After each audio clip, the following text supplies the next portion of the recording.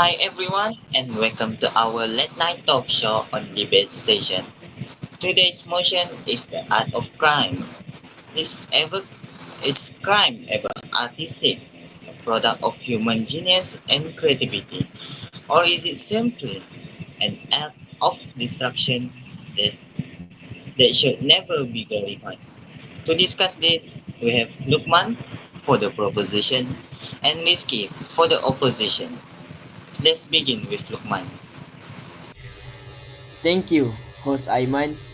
So, ladies and gentlemen, art is the mastery of imagination, the ability to shape chaos into design.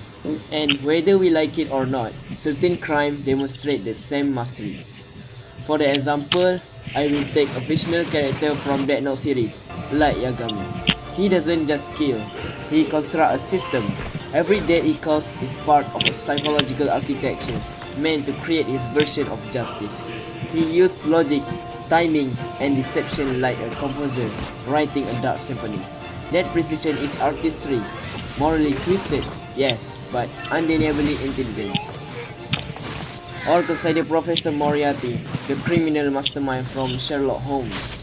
He doesn't steal or murder randomly. He designs crime as if it were mathematics. Every move is calculated, elegant, and balanced against his opponent, Sherlock. And in Johann Liebert case from Monster, crime become philosophy. His manipulation of human souls, his calm control over chaos, that psychological craftsmanship. This example prove that crime, at its most complex form, can be artistic in design, even if it's ethically corrupt. So yes, crime can be art, not in morality, but in method. That's all from me. Thank you. Thank you, Lukman, for your opinion. Let's move on to Rizky. Thank you, host Aiman, for the great introduction for me just now. Uh, I agree. I disagree with some of the Lukman's opinion. While those examples sound fascinating, let's not confuse cleverness with artistry. Like Yagami's brilliance ended in tragedy. His arts led to paranoia death and his own downfall. Moretti's genius only left destruction, and Johann Liebert's intellect caused in psychological ruins to hundreds of innocent people. Art should art should enlighten, not erase humanity.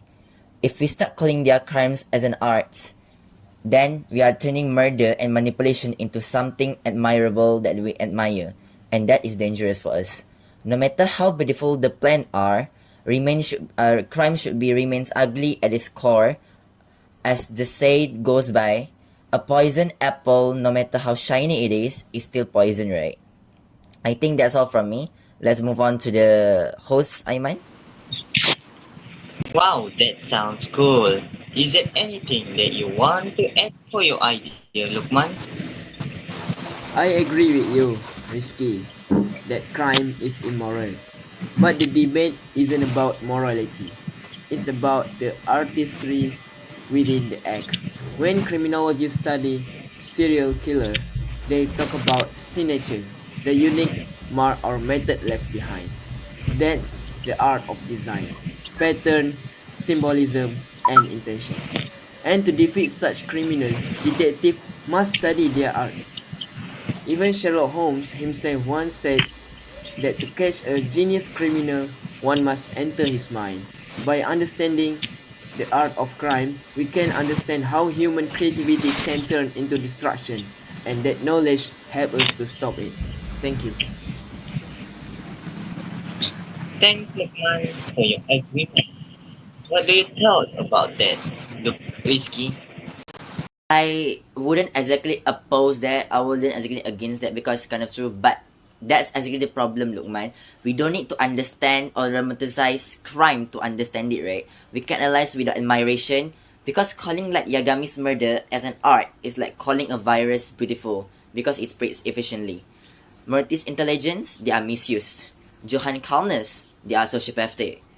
These aren't a forms. These aren't forms. These aren't art forms. They are warnings about what happens when intellect loses their morality. True arts builds empathy. crime destroys normally. So that's the difference that we must never blur, and we must get straightforward to it. I mean, we must really get uh get a straight line between those and the boundaries of those art and crimes, that the difference that we must like reality like that lah. I think that's all from me. Thank you. Thank you, gentlemen.